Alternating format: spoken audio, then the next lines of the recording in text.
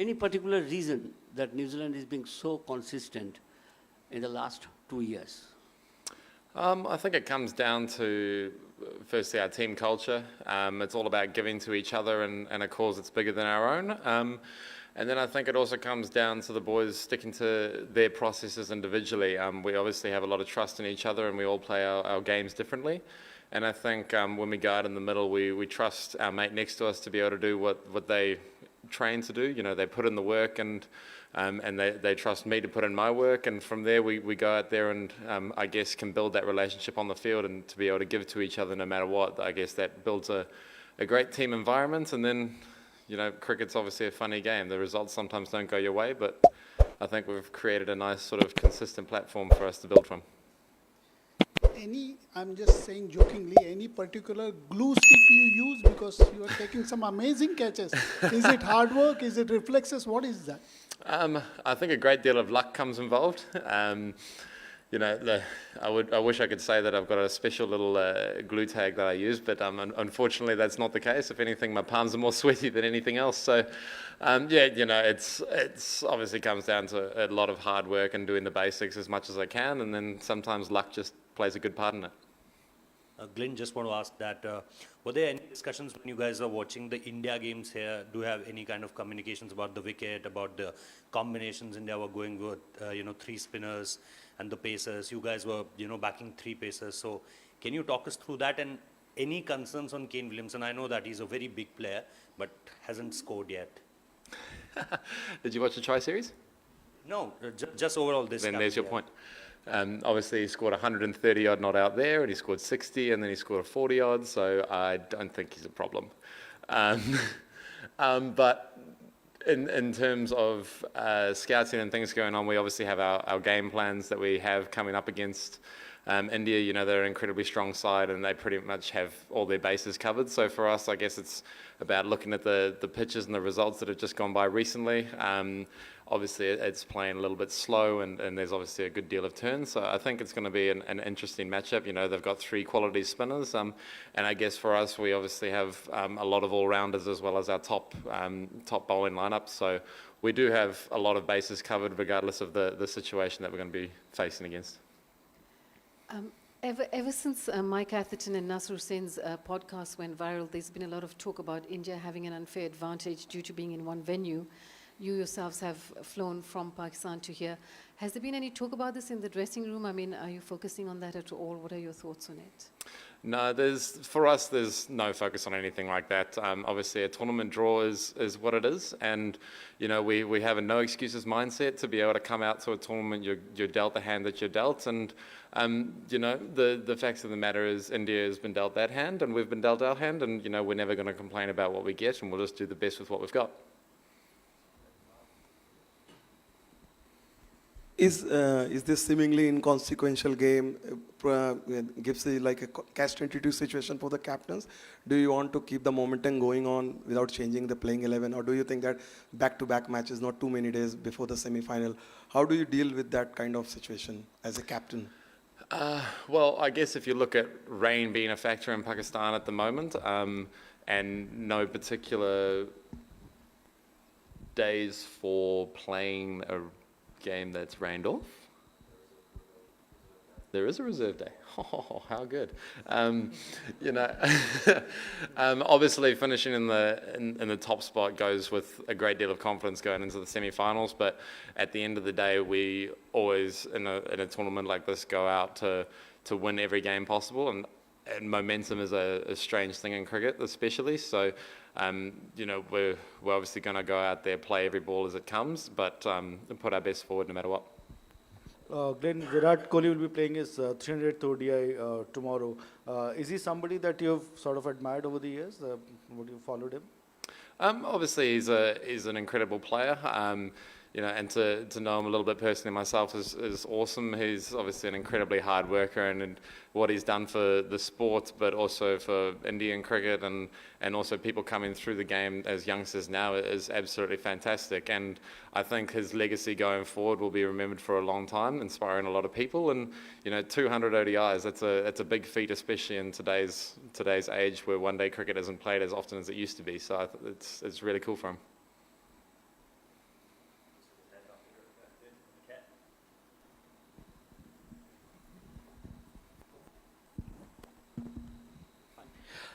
So you guys have been playing in Pakistan, like the tri-series and the first two games of the league stages. So now those conditions were a bit different compared to the conditions over here, as you have mentioned in the, while answering a few of the other questions. So how important is that acclimatization process will be, because you guys haven't, this will be your first game on this pitch?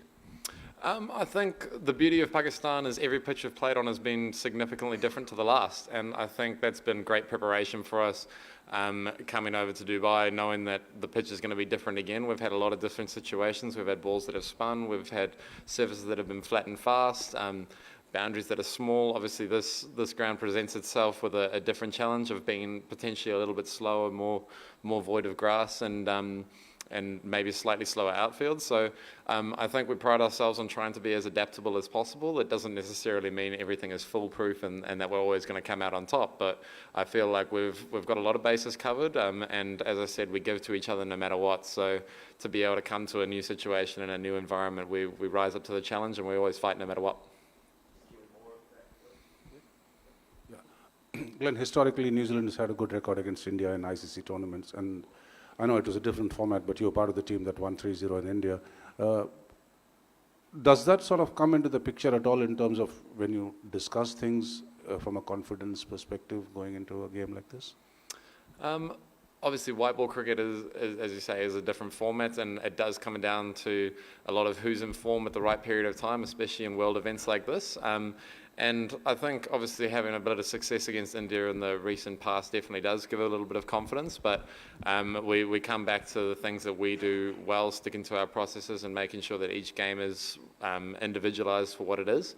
And I think that puts us in good stead going forward. Obviously, India are strong, and we've come in off some good form at the moment. So I think the recent form is potentially a little bit more of a confidence builder as opposed to what happened sort of a couple of months ago. But we've trained hard, we've worked well, and everyone's about as ready as they can be. Glenn, of all the teams, New Zealand have countered the Indian spinners the best of late. I mean, in the Test series, the way the batters took the attack to the opposition and in a way upset the rhythm of the Indian spinners. Do you agree that calculated aggression is the best way to counter the Indian spinners? I think in Test cricket it definitely was. When it came to situations we were playing on pitches that were turning significantly, to be able to, I guess, score runs, it was more of a runs game and as opposed to a matter of time. There's other countries that you can potentially outlast teams, but in that situation, that series we played, it was very much around runs in a quick fashion, and hopefully enough of them was going to be the case. I think in white ball cricket it does change a little bit. With there obviously only being 50 overs, the game plans slightly change to be able to, I guess, counteract situations of the game. The middle phase is obviously very crucial in the way Tom Latham and Will Young did it against Pakistan, and then obviously Tom and Ratchin in the last game against Bangladesh during a tricky period was fantastic, and I think that's probably crucial going into this one with the quality of the Indian spinners is going to be about how can we rotate strike, how can we take the game deep and be able to give ourselves a chance to, I guess, launch an attack at the death, and if we do bat first, put a competitive score on the board, and obviously if we're chasing, that becomes really crucial to limit those dot balls in the middle overs with how good their spinners are. Obviously it's not an easy task, they are fantastic spinners, but we've all got our individual plans, and hopefully we can go out there and execute them. Glenn, given the condition, do you think you should be better prepared as a bowler than batsman here? And secondly, the reason New Zealand could be doing very well because there is so little competition for the spots. Not 5 or 6 players could be competing for one spot.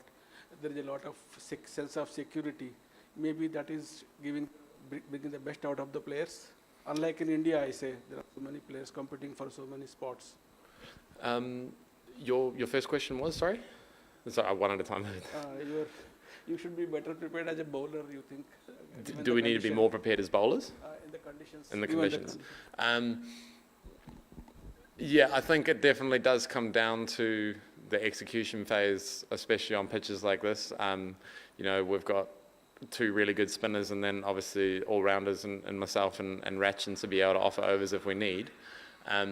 But we've got three high-quality pace bowlers. Obviously, Tez and Nipsit on glass, and two big tall boys that have got variable bounce over in Pakistan, which has been quite tough to play. And I think that covers our bases nicely.